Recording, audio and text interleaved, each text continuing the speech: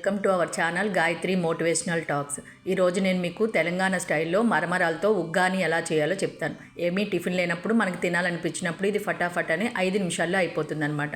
ముందు శుభ్రంగా కడిగి పెట్టుకున్న ఒక పెద్ద బౌల్ మరమరాలు కావాలి, కొంచెం పుట్నాల పౌడరు, పెద్ద సైజు ఉల్లిపాయ, 2 చిన్న టమాటాలు, ఒక పెద్ద నిమ్మకాయ, కొంచెం 2, 3 లేదా పచ్చిమిర్చి అనేది కారానికి అదే ఉపయోగించుకోవాలన్నమాట.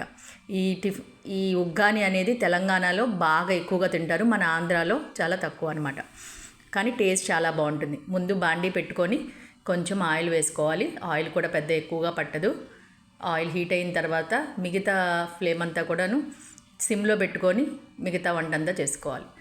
ఆయిల్ హీట్ ఎక్కిన తర్వాత 2 స్పూన్ల పచ్చిశనగపప్పు, 2 చిన్న టీ స్పూన్ల సాయమినపప్పు, 1 స్పూన్ ఆవాలు, 1 స్పూన్ జీలకర్ర, ఇవన్నీ కూడా సిమ్లో పెట్టి వేయించుకోవాలి. ఏవి కూడా మాడకూడదనమాట, ఎందుకంటే ఆ టేస్ట్ మారిపోతుంది ఉగ్గానికి. అన్నీ చూసారా, కొంచెం ఎర్రగా అయిన తర్వాత దాంట్లో కొంచెం కరివేపాకు యాడ్ చేసాము. అన్నీ వేపుకోవాలి చక్కగా ఈవెన్గా. తర్వాత దాంట్లో ఆనియన్స్ని వేసుకోవాలన్నమాట. ఆనియన్ కూడా చాలా సన్నగా చాప్ చేసుకోవాలి, అప్పుడే టేస్ట్ బాగుంటుంది. ఆనియన్, పచ్చిమిర్చి యాడ్ చేసిన తర్వాత అవి మెత్తగా అయిపోయిన తర్వాత కొంచెం 2 చిన్న టేబుల్ స్పూన్స్తో సాల్టు, కొంచెం పావు టీ స్పూన్ పసుపు వేసుకోవాలి.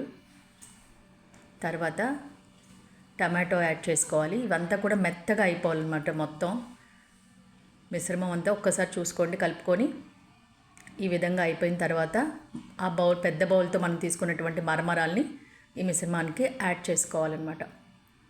ఇదంతా చాలా ఫటాఫట్ 5 నిమిషాలు అయిపోతుంది. ఇంకా అంతకన్నా ఎక్కువ టైం కూడా పట్టదనమాట. మొత్తం బాగా చక్కగా కలిపేసుకున్న తర్వాత మనం స్టవ్ను ఆఫ్ చేసేసుకోవచ్చు. ఆఫ్ చేసుకున్న తర్వాత పుట్నాల పౌడర్ అనమాట, అది టేస్ట్కి తగ్గట్టు మన క్వాంటిటీని బట్టి ఒక్కోసారి 2 పట్టొచ్చు, లేదా 3 టీ స్పూన్లు కూడా పట్టొచ్చు. కొంచెం వేపిన శనగపప్పు పైన చల్లుకోవాలి. తర్వాత అంతా చల్లారిన తర్వాత కొంచెం మిశ్రమంలో నిమ్మకాయ రసాన్ని యాడ్ చేయాలి. ఇప్పుడు డిష్ అవుట్ చేసుకుంటే ఉగ్గాని రెడీ అయిపోయింది.